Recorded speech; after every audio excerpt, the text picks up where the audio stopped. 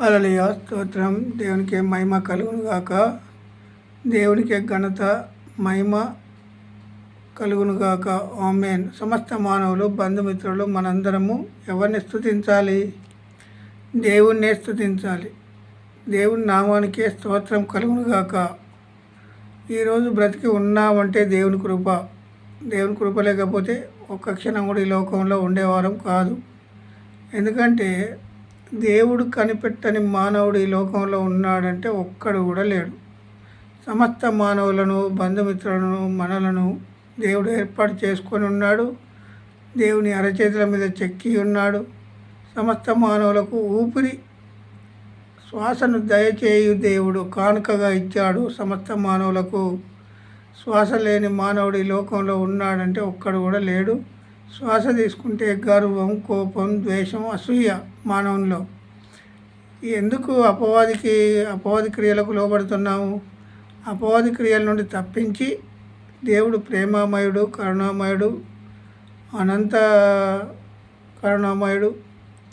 ఎందుకంటే మానవుని జ్ఞాపకము చేసుకొనుటకు వాడు ఏ పాటి వాడు అని మనకు ముందు వచనంలో చదివి ఉన్నాము. ఈరోజు 9వ అధ్యాయము 4వ వచనం, కీర్తన భాగం 9వ అధ్యాయం 4వ వచనం. కాబట్టి నా శత్రువులు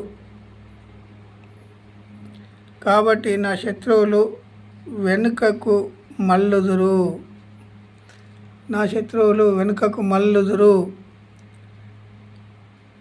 నీ సన్నిధిని వారు జోగిపడి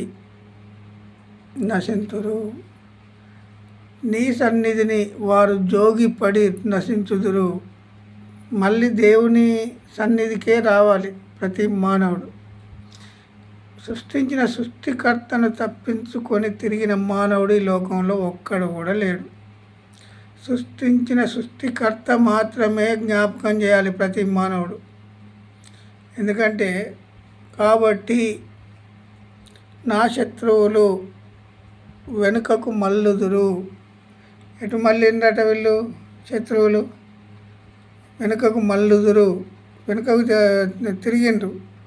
తిరిగి ప్రభువా అనే కాడికి వచ్చిండు. కానీ వాళ్ళు ఏమైంది? మళ్ళీ నీ సన్నిధిని వారు జోగిపడి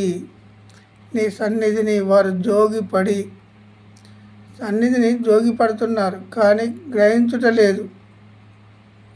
వారు జోగిపడి నశించిపోతారు. మళ్ళీ అగ్నిగుండానికే వీళ్ళు. ఎందుకంటే వాళ్ళకు దేవుడు అంటే అర్థం కాలే. సృష్టించిన సృష్టికర్త అర్థం కాలేదు ఎవరికి? వీరికి అర్థం కాలే. చదువుతారు, బైబిల్ చదువుతారు, కానీ బైబిల్లో సృష్టించిన సృష్టికర్త అర్థం కాలేదు. ఏ మానవునికైనా అర్థమైనట్టయితే ఆయనకు వ్యతిరేకంగా మాట్లాడరు. సృష్టించిన సృష్టికర్తకే సాగిలపడాలి ప్రతి మానవుడు. ఎందుకంటే ఈ మాటలు ఎందుకు చెప్తున్నానంటే, నా శత్రువులు వెనుకకు మల్లుదురు. కాబట్టి నా శత్రువులు వెనుకకు మల్లుదురు. వారు నీ సన్నిధిని వారు జోగిలపడి నశించిపోయేవు. అయితే పశ్చాత్తాపం కలిగితేనో దేవుడు బ్రతికిస్తాడు ఏ మానవునైనా. పశ్చాత్తాపం అనేది హృదయంలో నుండి రావాలి. పశ్చాత్తాపం లేకుండా గర్వంతో, అహంకారంతో నేను అనే గర్వం ఉంటే దేవుని సన్నిధి చేరలేరు. వాళ్ళు జోగిల పడతారు, కానీ నశించిపోతారు మళ్ళీ. ఎందుకంటే వాళ్ళలో ఆ గర్వం, కోపం, ద్వేషం, అసూయ ఇవి ఉంటే ఏ మానవుడు దేవుణ్ణి చేరుకోలేడు. నశించురు వాళ్ళు. ఎవరు నశించిపోతారట? దేవుని సన్నిధిని చేరుకోలేరు. ఎందుకంటే దేవుని సన్నిధి చేరుకోవాలంటే ఆషామాషి ముచ్చట కాదు. దేవుడు మన హృదయంలో నివాసం ఉండాలి.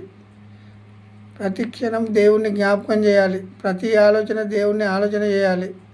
దేవుని క్రియ జరిగించాలి ప్రతి మానవుడు. జరిగించకపోతే ఏమవుతుంది అన్నాడు దేవుడు?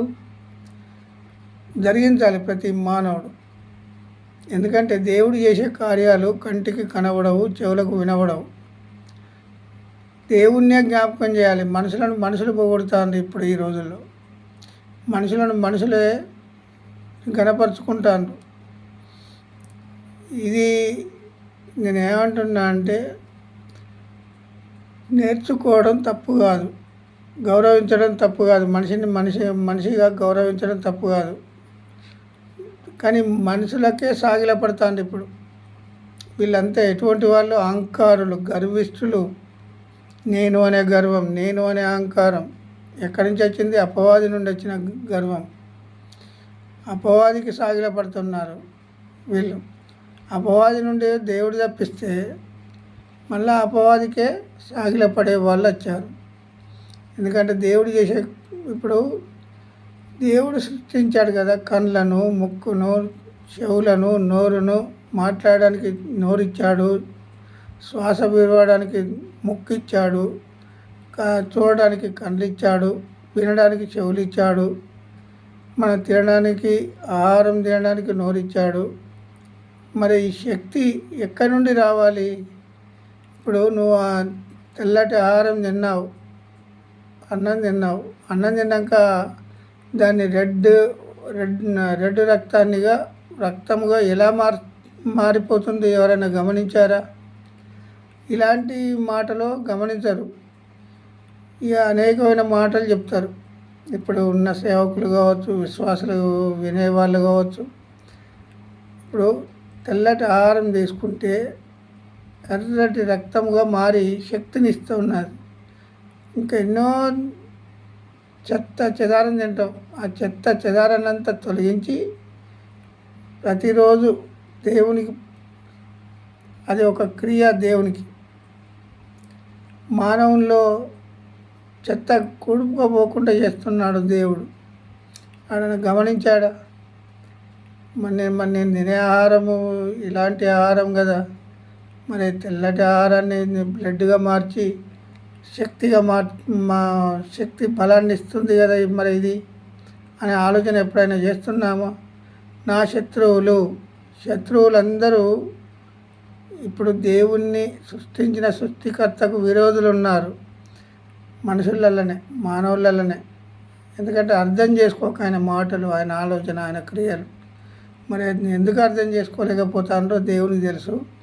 దేవునికి మహిమ కలుగును గాక.